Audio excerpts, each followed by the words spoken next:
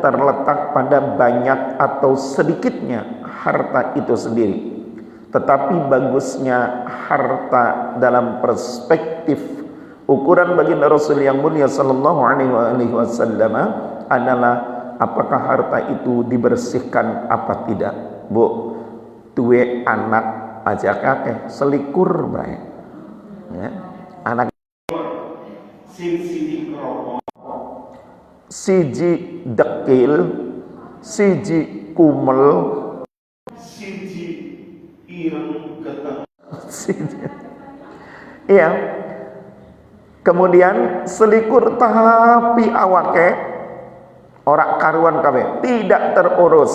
Tetapi satu keluarga lagi punya anak enggak banyak, hanya 3. Cuman bocah klimis-klimis, bersih-bersih.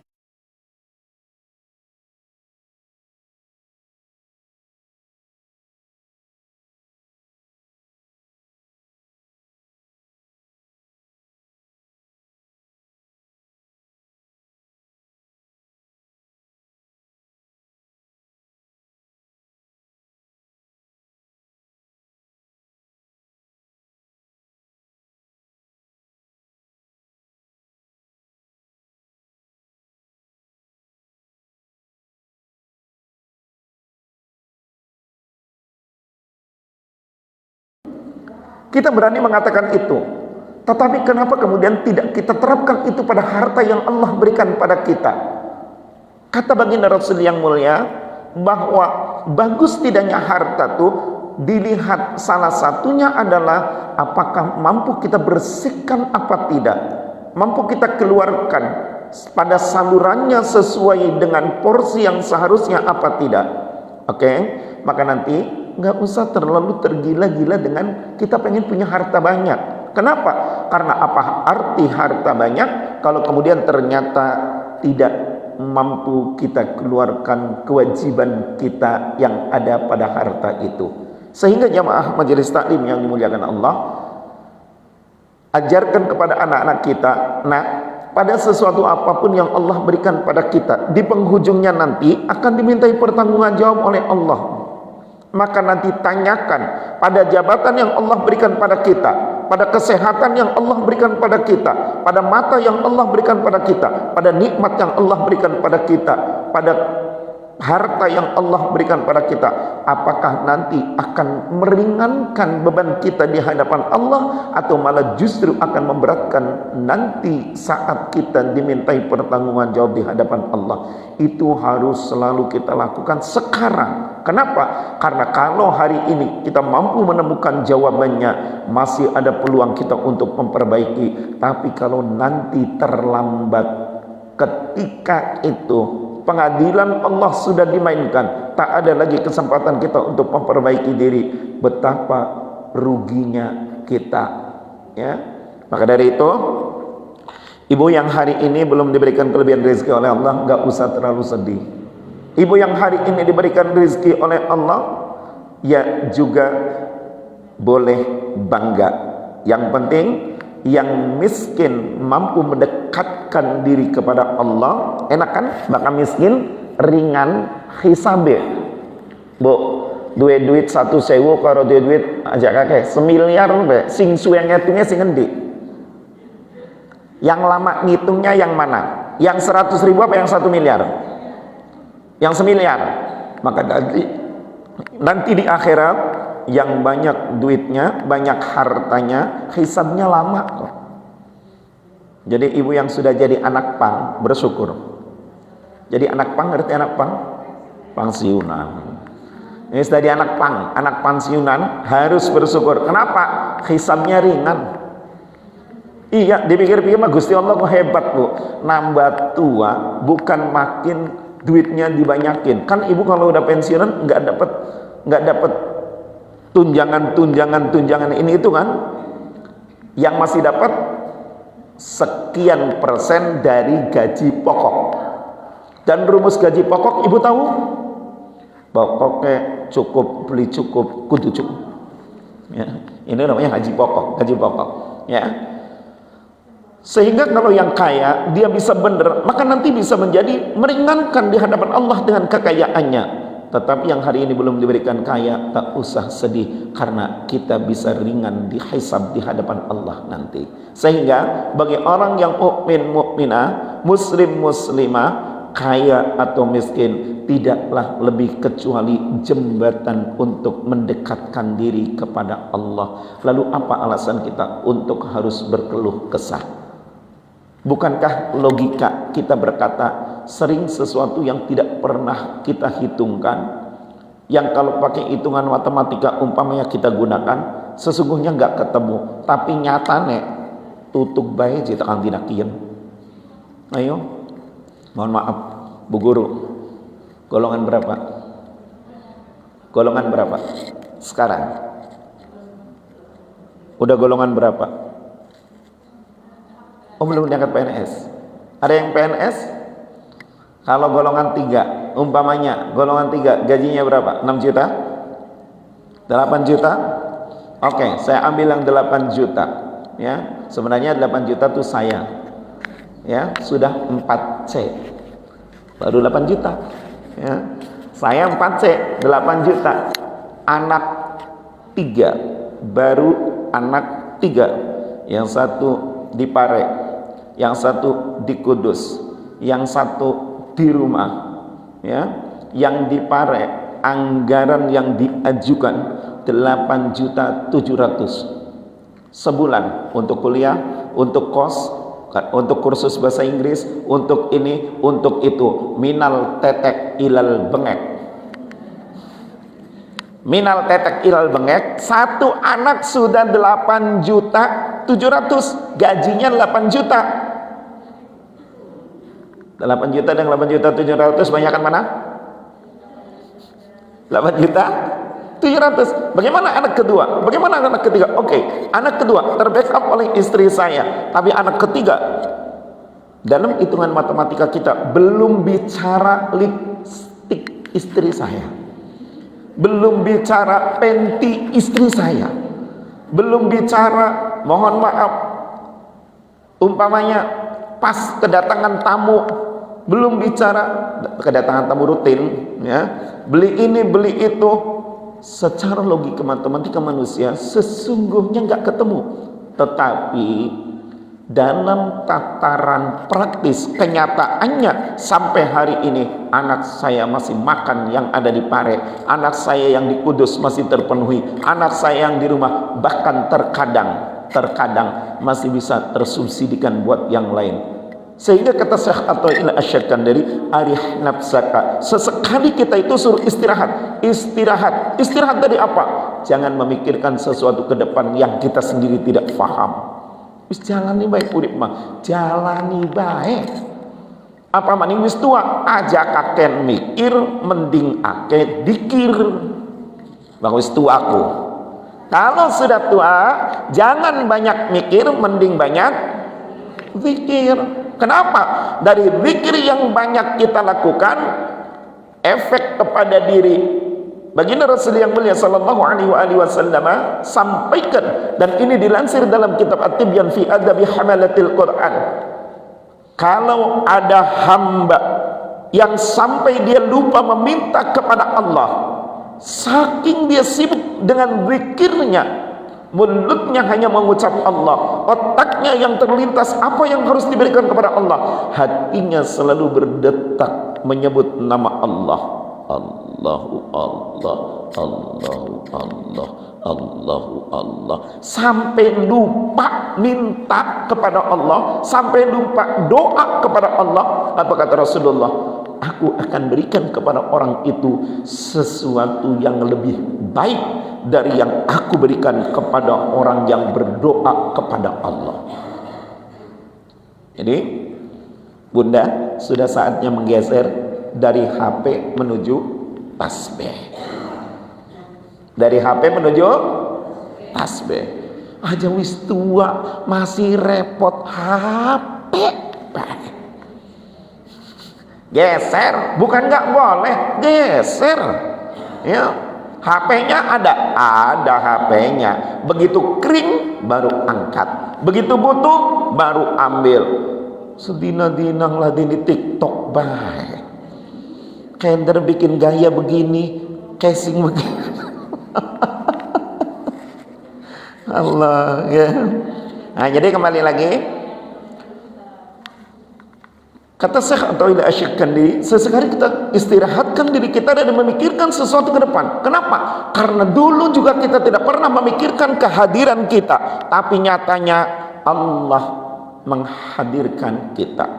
Kita tidak pernah berpikir pada saat kita berada di kandungan apa makanannya, lalu Allah menghentikan menstruasi seorang ibu hamil. Enggak men kan kalau hamil? Men kan? Enggak. Kenapa? Karena saripati makanannya diberikan untuk makanan bayi. Kita enggak pernah berpikir soal itu, tapi Allah sudah lebih dulu menyiapkan itu. Pada saat kita lahir, pernah bikin proposal supaya ibu kita keluar air susunya? Enggak. Bu, waktu ibu bayi dulu, kecil, bayi dalam kandungan, pernah bikin proposal enggak? Atau bikin permohonan sama Allah supaya nanti pas lahir, ibunya dikasih air susu? Enggak kan? Serta merta, begitu matang langsung pak bededeg. Begitu lahir, bayi pak ceprot, langsung diletakkan di perut bayi itu, otomatis mencari sendiri letak ASI sang ibu endanya. Itu sudah otomatis. Anak kedua saya, ya anak kedua dari saya, ya istri yang melahirkan buat saya, ya. Itu begitu lahir bu, oleh bidan, diletakkan di perut, dia langsung oset. Enggak pakai Google Map, enggak pakai Google Map, bayi itu nyampe susu ibunya, nyampe. Begitu lahir, ceprot, ditaruh nih buat tengah, koset, weruh, tempat susu nemboknya. Iya, enggak pakai Google Map, enggak didengar kalimat setengah atau 70 cm lagi lurus Anda akan menemukan susu ibu Anda. Enggak pakai Google Map, tapi didapetin tuh. Ya, air susu ada. Ya, begitu kita sudah mulai keluar gerigi-geriginya, Allah menyiapkan gigi pada saat air susu akan di-stop. Kita sudah bisa di backup dengan makanan lain. Tanpa kita pikirkan, tanpa kita pinta, Allah sudah lebih dulu menyiapkan. Lalu untuk orang sudah seusia kita, masihkah harus memikirkan sesuatu ke depan yang padahal kita sendiri tidak tahu? Wa ma tadri nafsun madza taksibu ghadan, kata Al-Qur'an. Jadi bagaimana? Sudahlah, pikirkan Allah aja. Nanti manfaat lainnya dari zikir yang dibaca oleh kita adalah apa yang dikatakan Sayyidina Ali karamallahu wajhah, laulal ladzina lahum wirdun yaqumuna, ya, wa akharuna sardun yasumuna ladzukat ardikum min tahtikum sakhra. Andaikan bukan karena masih ada orang yang berzikir di malam harinya, dan bukan karena masih ada orang yang mau berpuasa di siang harinya. Artinya apa? Dia mau berlapar-lapar karena Allah, dia mau mengendalikan mulutnya karena Allah, dia mau menggerakkan mulutnya berzikirnya juga karena Allah. Andaikan bukan karena mereka, maka kata Sayyidina Ali dalam kalimatnya, ladzukat ardikum min tahtikum sakhra, Allah akan hancurkan, goncang bumi ini. Kapan waktunya? Diambilnya di waktu sahur, saat kita semua sedang tidur. Waktu sahur itu waktu tengah malam jelang subuh, ya, diistilahkannya waktu sahur. Kan lagi enak-enaknya bu. Apalagi kalau sudah jelang subuh, mohon maaf ibu, yang tadinya sulit tidur, kalau sudah mau masuk waktu subuh, ngantuk jadi. Sok ibu, dari sore malam mau tidur susah banget. Jelang subuh, kali gane, begitu mau subuh, itu mata dadak ngantuk. Lah, mata lagi sepet-sepete, turun lagi asik-asik ya. Belum lagi nanti kalau kita lihat di kitab-kitab itu ada keterangan ada setan yang khusus menyelimuti kita saat mau azan subuh. Namanya, mohon maaf ya, namanya dasim. Maaf ya, ini bukan nyebut nama orang ya, ini dasim. Makanya kalau ngasih nama anak tolong jangan kasih nama dasim. Yang sudah kadung jadi, jangan pernah disebut kin setan waya subuh. Bisa digelatok uang dengan. Ya, sebab bagaimanapun orang tua kita kasih nama kita, niatnya sudah bagus. Cuman kadang-kadang ilmunya belum ada. Ada yang niatnya bagus, ilmunya nggak ada. Di tataran praktisnya sering bermasalah. Contoh, punya anak 5, biar cepat manggilnya 1 Rahman, 2 Rahim, 3 Malik, ya, 4 Mustaqim, 5 Dolin, ya, 5 Dolin, ya. Rahman, Rahim, Malik, Mustaqim, Dolin. 5, niatnya sih bagus. Biar apa? Biar nggak repot kalau nyuruh anak makan. Cukup 1 kalimat, Al-Fatihah, makan siang. Ya kan ada Ar-Rahman, Bismillahirrahmanirrahim, Rahman Rahim, Malik Yaumiddin, Malik, ya. Ada Mustaqim. Cuman si belenak yang terakhir, Dolin. Artinya sesat. Jadi niatnya baik, lalu kemudian tak pakai ilmu, ini juga bisa bermasalah. Sehingga di dalam kitab Al-Ala ada kalimat, fasadun kabirun alimun mutahatikun wa akbaru minhu jahilun mutanasikun. Nah, dalam konteks ini ada 2 kerusakan besar. Pertama, orang yang punya ilmu tapi tak mengamalkan ilmunya. Yang kedua, dia rajin ibadahnya tapi tak tahu ilmunya. Nah, ibu-ibu ini orang-orang the best yang pengen meningkatkan ibadahnya, lagi mencari ilmunya. Cuman sayang kadang-kadang banyak lupanya. Ya, sayang kadang-kadang banyak lupanya. Kemarin disampaikan, ulang lagi, lupa lagi. Oke. Nggak apa-apa. Bunda lumayan dapat pahala ngaji, langkah kakinya, duduknya, ya. Yang paling awet pahalanya, mohon maaf Bunda, pahala duduk. Pahala duduk Bunda ngaji itu paling awet pahalanya. Kenapa? Kita mata duduk memperhatikan Pak Lutfi ngaji, selesai lihat orang maghrib masih keluyuran. Dengan mata kita melihat orang maghrib keluyuran, mungkin akan ngomong tingeling, maghrib masih keluyuran baik. Mulut kita ikut menjawab pada saat ditanya Ustadz, tapi mungkin pada saat kita selesai ngaji masih suka ghibah, gosip, ngomongin orang yang gak penting. Tapi pantat kita hasil duduk ngaji gak pernah ikut terlibat apapun. Ayo serok apa dosanya bohong radangel Arab dia gole-golakan bis tua. Maka insya Allah inilah bersyukurnya di sini. Kenapa? Karena setiap anggota tubuh kita, bahkan lantai yang diduduki oleh kita, akan menjadi persaksian di akhirat nanti atas duduknya ngajinya kita. Maka jangan pernah bilang gini, yes, ngaji gajah percuma, kadar balik kelalen. Kata siapa percuma? Gak percuma. Kita sholat satu tempat selesai, lakukan sholat, disuruh geser ke tempat yang lain. Kita berada di satu majelis, dititipkan untuk pindah ke majelis yang lain. Kenapa? Karena semuanya akan menjadi persaksian di hadapan Allah Subhanahu wa ta'ala. Dan ini model healing kita orang tua. Ibu mau healing ke mall Indramayu aja, ya punten, dari sini aman, naik mobil beres, begitu turun nggak kudu dibantun. Naik lift harus dijagain, begitu 2 jam 3 jam encok kumat boyok teka. Jadi gimana? Yang enak healing kita di masjid, di majelis. Maka healinglah dari majelis ke majelis, dari masjid ke masjid. Kenapa? Kita healing ke masjid, telinga kita dengarkan untuk kajian, mata kita saksikan untuk kajian. Duduknya boleh rubah-rubah. Pegel selonjor timpu, pegel timpu selonjor, pegel selonjor, pegel timpu selonjor lagi, aman. Ustadznya nggak ada yang rewel.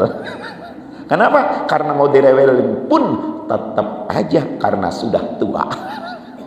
Baik. Nah itu.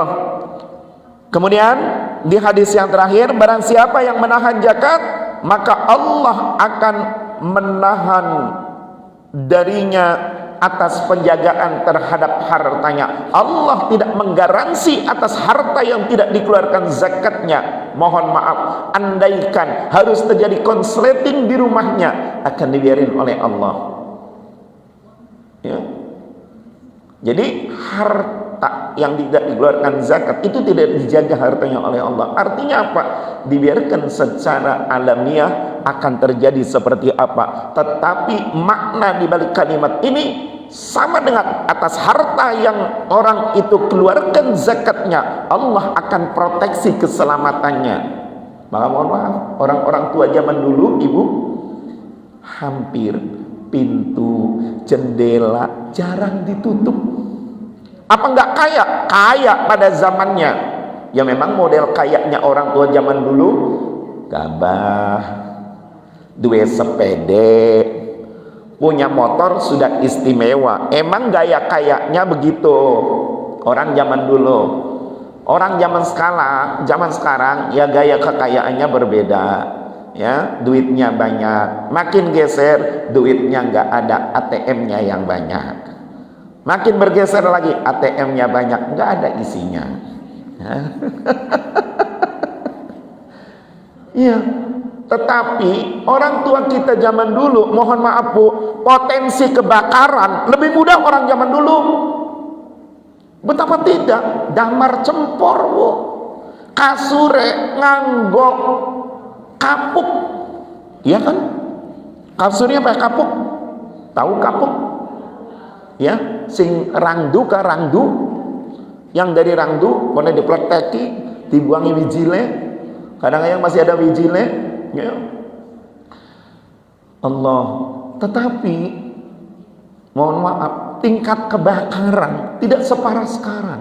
Sekarang listrik, liatin, kabelnya dilapis, di kabelnya sudah lapis 3, masih dirangkap lagi pakai paralon, paralon masih didobel lagi pakai saklar, saklar masih didobel lagi pakai MCB sendiri-sendiri, yang kalau terjadi konsleting akan jeprat untuk proteksi. Tetapi kenyataannya begitu mudah kebakaran pada proteksi yang luar biasa.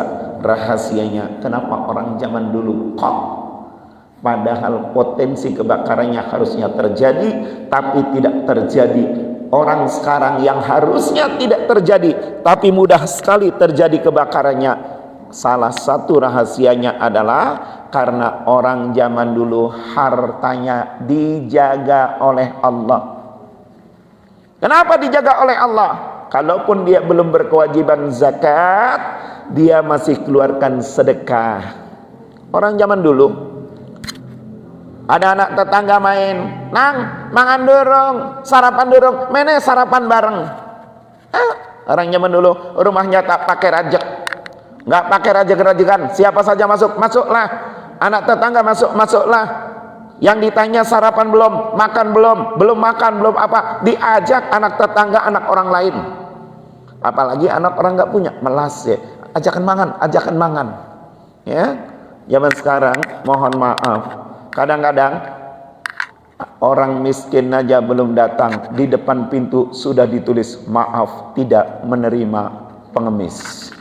Nah, ayo, mau dari mana? Siapa yang akan memproteksi? Maka kata baginda Rasul yang mulia sallallahu alaihi wasallam, man mana'az zakah, barang siapa yang menahan dirinya dari kewajiban zakat atas hartanya, maka Allah tidak menjamin atas perlindungan hartanya. Ya. Wong zaman bengen, Bu. Dari sisi penyakit, dari sisi penyakitnya nggak macem-macem. Meskipun, mohon maaf, meskipun makanannya asal-asalan. Pernah nggak ibu dulu waktu kecil, bapaknya cerita, ini higienis nak. Ada istilah higienis. Ini sehat, bagus nak, menurut kesehatan, sudah lolos sensor BPOM. Ada pakai begitu zaman dulu? Enggak. Ngawak kangkung, nang, masak kangkung. Nang, jantung gedang. Ya, jantung pisang. Ceprot, asal-asalan. Laka-laka teman, kangkung separo, kembang anak nakal separo. Sambel dipangan, metune padaje. Enggak, yang ingin saya katakan, tapi sehat-sehat orang zaman dulu. Coba lihat orang-orang yang zaman dulu, yang hari ini masih hidup, mohon maaf, usia 70 tahun, onderdile masih bagus-bagus, Bu. Onderdile masih kuat-kuat. Generasi kita kesini, mohon maaf, onderdile wis rada laka cadangannya, suku cadangnya kok. Iya, nanti generasi di bawah anak kita, merek makanan mana yang tidak ada tulisan halal. Meskipun sekarang lagi geger lagi, ya, yang kemarin dinyatakan halal lalu ternyata bercampur babi, kemudian pemerintah sudah memaksa untuk menarik kembali makanan-makanan itu, ya.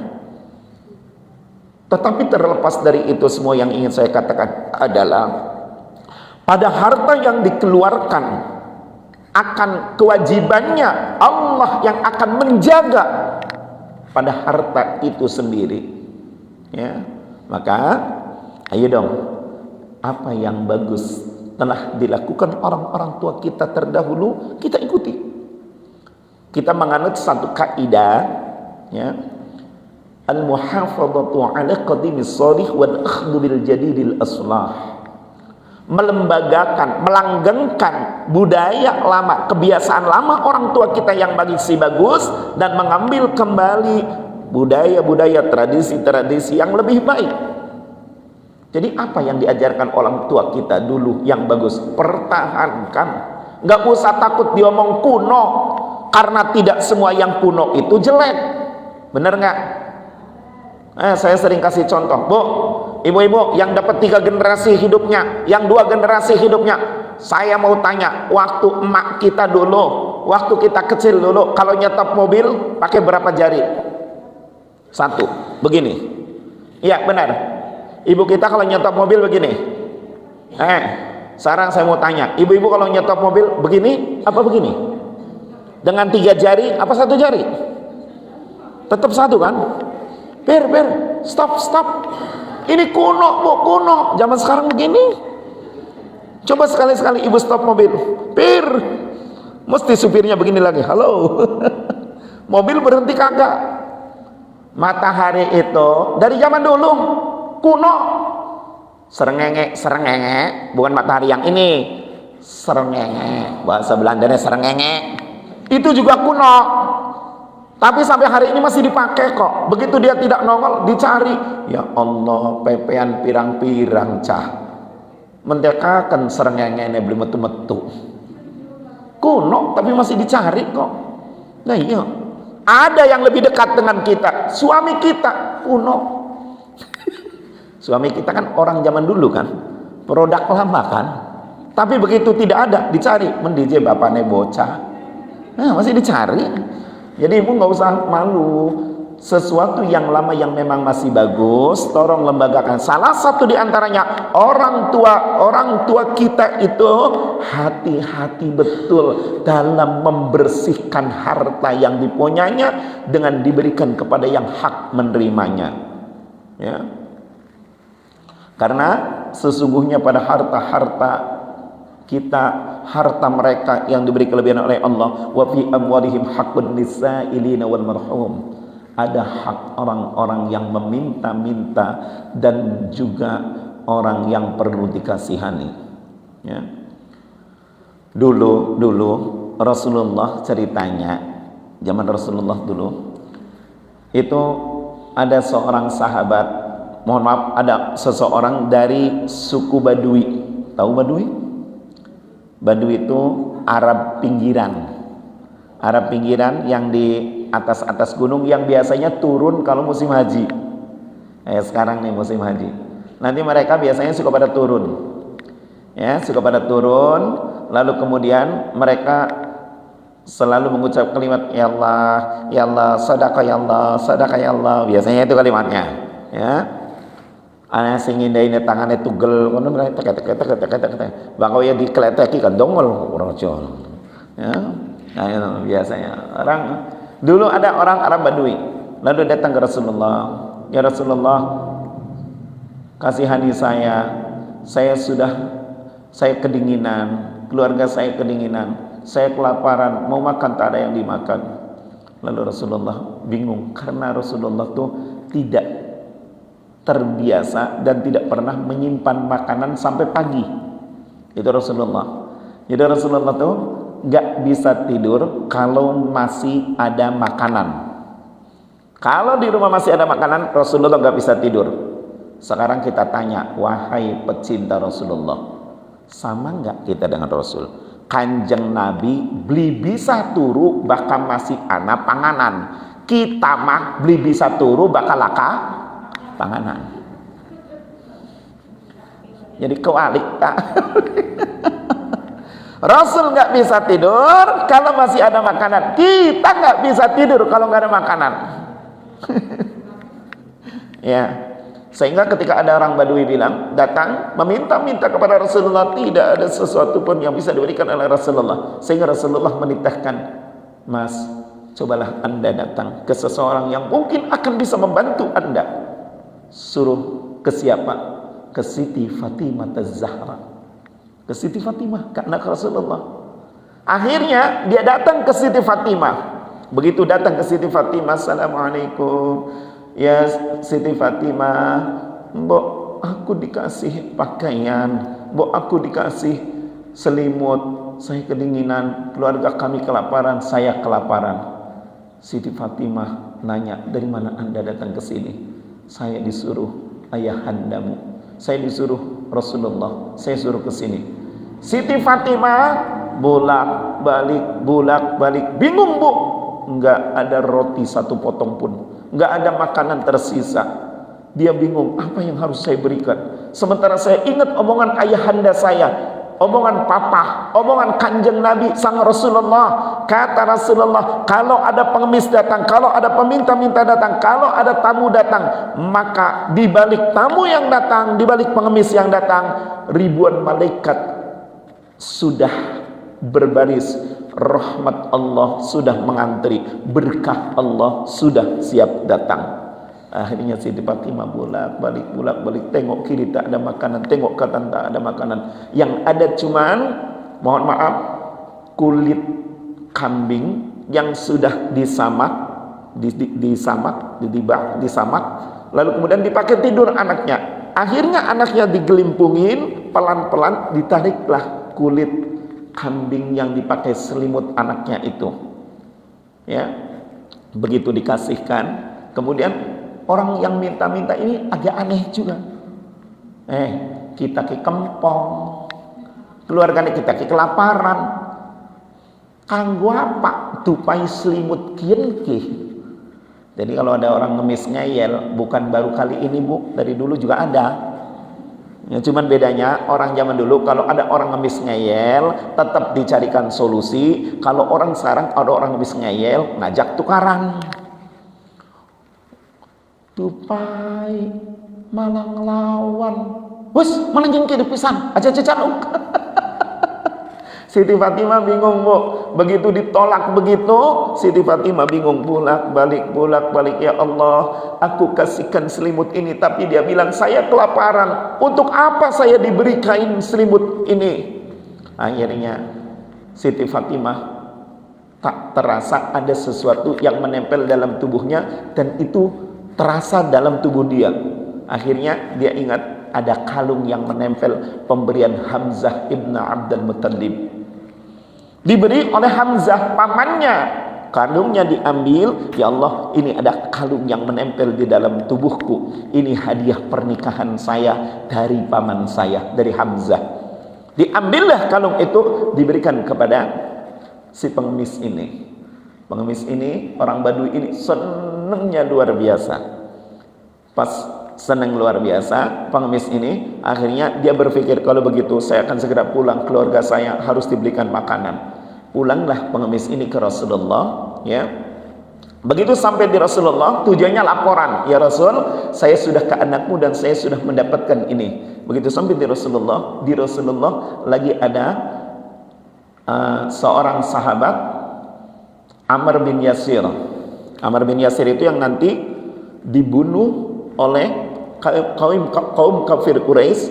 Mohon maaf, Amrnya, Yasirnya dicekek. Kemudian istrinya Sumayyah yang nanti ditusuk kemaluannya hingga jebol oleh panah orang kafir. Jadi kemaluan ibunya ditusuk pakai panah, pakai tombak, lalu jebol ke belakang. Amr, sahabat Amr.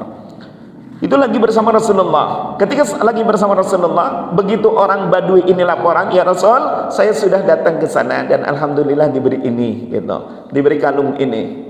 Rasulullah tahu bahwa kalung itu kalung kesayangan Siti Fatimah, anaknya, dan satu-satunya yang dipunyai oleh anaknya, dan pemberian dari pamannya Hamzah ketika pernikahannya dengan Ali, sahabat Ali karamallahu wajhah, Ali bin Abi Thalib karamallahu wajhah, ya. Lalu kemudian si Amr ini ngomong, Mas, tak bayari kita kalungnya, mau dijual berapa? Kata si Amr, mau dijual berapa? Saya mau jual harga 1 potong roti untuk saya makan, dan roti 3 untuk saya bawa pulang. Saya minta harga selimut untuk keluarga saya dan untuk baju untuk saya. Lalu kemudian saya minta untuk cadangan makan saya 1 hari. Oh segitu. Akhirnya sama Amr, karena dia orang kaya, tahu bu harga barang. Beda dengan kita yang nggak pernah kaya, yang emas 24 karat je, wis los je pira bae. Yang beli lokur emas 24 karat biasanya nganggo emas sekarat. Ya. Akhirnya karena Amr ini tahu harga emas itu, harga kalung itu, kamu saya bayari, kamu makan sekenyangnya, kemudian untuk keluargamu cadangan sekian kilogram gandum, kamu saya kasih kendaraan 1 onta, diberikan banyak, ya, untuk keluarganya, untuk cadangan makannya, pakaiannya, diberikan kecukupannya, dan diberikan onta 1. Sudah saya bayari, nih duitnya, tuh ontanya, nih buat beli ini, beli ini, beli ini. Pulanglah orang Badui ini. Lalu kemudian kalung itu, kalung yang tadi dibeli oleh si Amr ini, disuruhlah seorang budak, saya lupa namanya, budak ini suruh datang ngasihkan kalung ini sebagai hadiah dia ke Siti Fatimah dari Amr. Tolong kasihkan kalung ini ke Fatimah, ini hadiah dari saya. Akhirnya datanglah, dan kamu saya bebaskan dari saya, kamu sekarang pindah jadi budaknya Fatimah. Berangkatlah dia, ya Fatimah, ini ada hadiah dari Amr. Pas dibuka, kalung dia, seneng banget. Siti Fatimah seneng banget, kalungnya balik lagi kalungnya. Kemudian Fatimah, mohon maaf, kata Kang Amr, saya dulu jadi budak beliau, hari ini saya pindah majikan, budaknya adalah Anda. Sebagai syukurannya Siti Fatimah, dia bilang, mulai hari ini kamu saya merdekakan. Dia merdekakan itu budaknya. Dia sudah merdeka budaknya. Apa yang bisa kita lihat dari cerita ini, Bapak Ibu sekalian? Ternyata mengeluarkan harta yang kita punya dengan penuh keikhlasan, tanpa paksaan, atas kewajiban yang harus kita berikan, dan atau atas niat baik kita untuk menolong orang, mampu menghasilkan beberapa hal. Sehingga kemudian budak ini bilang, kalungmu membawa 5 keberkahan. Kata Siti Fatimah, masa sih? Iya. 1, kau telah membuat orang kenyang. Budak-budak dengan keluarganya kenyang. Dia jadi kaya, membuat orang miskin jadi kaya karena diberi onta, diberi cadangan makan. Kau telah mendekatkan yang jauh. Dia pulangnya Arab Badui, yang jauh jadi dekat karena naik kendaraan. Kemudian kau telah memerdekakan hamba, saya jadi dimerdekakan hari ini. Dan kau telah menyenangkan hati-hati manusia. Inilah dari makna tersirat di balik perintah kenapa Allah memerintahkan kita untuk zakat atau sedekah. Jam 5, satu hadis kita masuk al-babus sabi'a asara fi fadilatis sadaqah. Qala Nabi sallallahu alaihi wasallam, as-sadaqatu tadfa'u mitatas su. Sedekah itu bisa